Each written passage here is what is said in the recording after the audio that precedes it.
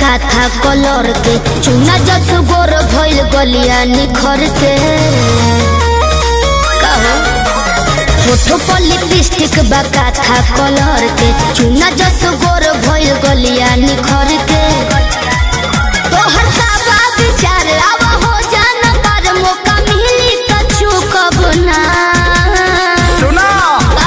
जवानी तो हजारदा के पुराने भइल चबाइले की ठूक बना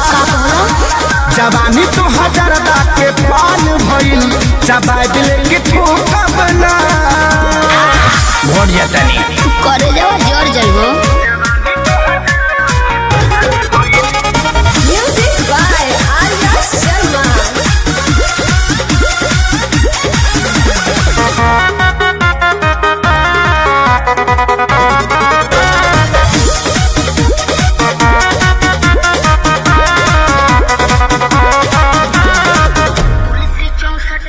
तुलसी 64 की मामी ये राजा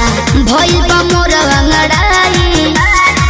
यही से ताव पता चाव से दिया खानी की नहसा हो जाई पावर बहु प्यास लगी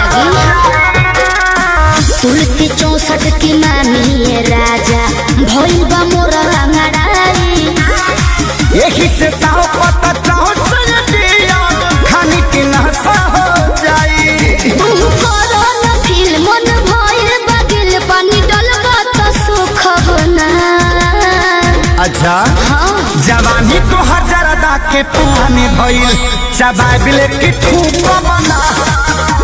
जवानी तो हजारदा के पान भइल चबाइले की ठूक बना मछिया के गिर जइबो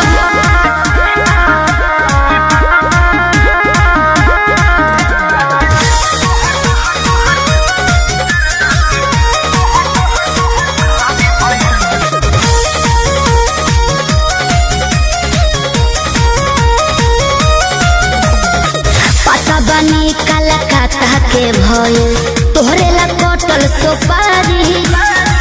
इहे बकारम करी उठी सुती पारन आदत लगवल खेसारी ज्यादा हो बाबू जियान हो जइबो पता बनी कलकत्ता के भइल तोहरे ला कटल सुपारी इहे बकारम करी उठी सुती पारन आदत लगवल खेसारी रोज आंसू विवेक खाई चाहे केक लाइन दी है करू कबो ना जवानी तो हजारदा के पुराने भइल चबाइले की ठूक बना जवानी तो हजार